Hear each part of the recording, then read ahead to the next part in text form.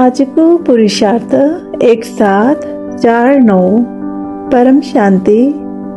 बाबाले भन्नुभयो, बच्चाहरू बिस्तारै बिस्तारै चारैतिरबाट तनाव बढ्दै जान्छ, किनभने तमो प्रधानता दिन प्रतिदिन धेरै तीव्र गतिमा बढ्दै गएको छ। आत्माहरू नचाहँदै पनि परवश भइरहेका छन्। प्रकृतिको 5 तत्व 5 विकारहरूको साथै अलबेलापन, आलस्य, देखावा, प्रतिस्पर्धा एउटा आधी झै अगाडि बढिरहेको छ, जसको प्रभावमा सबै आत्माहरू आइरहेका छन्, चाहे लौकिक होस् चाहे अलौकिक। त्यसैले बाबाले पटक पटक भन्दै हुनुहुन्छ कि बच्चाहरू छिटो गर, समय खेर नफाल।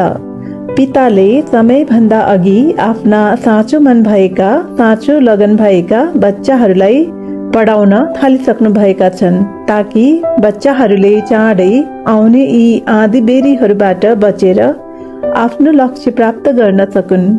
हेर बच्चाहरू, पिताले त तिमीहरूलाई आफ्ना नयनमा बसाएका छन्, तर नाटकको नियम अनुसार हिँड्न त तिमीहरूले नै पर्छ। बस आफ्नो लक्ष्यलाई अर्थात् आफ्नो सम्पूर्ण फरिस्ता स्वरूपलाई, जुन गुण र शक्तिहरूको पहिरनमा छ, आफ्ना नयनमा बसाउनु पर्छ। जस्तै अर्जुनको आँखा केवल आफ्नो लक्ष्यतर्फ थियो।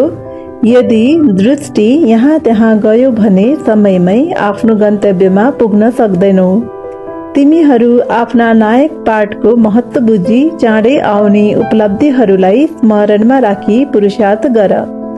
अहिले तिमीहरूलाई पिताको पूर्ण सहयोग छ, त्यसैले आफूमा सम्पूर्ण ध्यान देऊ। हेर बच्चाहरू, यस दुनियाँको कुनै पनि वस्तु, चाहे त्यो शरीर होस्, सम्बन्ध, सम्पर्क, वस्त्र, वैभव, जे भए पनि तिनीहरूसँग वैराग्य ल्याऊ।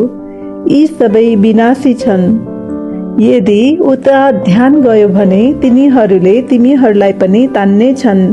त्यसैले पहिला सबै चिजबाट न्यारो बन्नी, अर्थात् आफ्नो सोच स्थितिमा स्थित भई अनि प्रिय बन्नु पर्छ।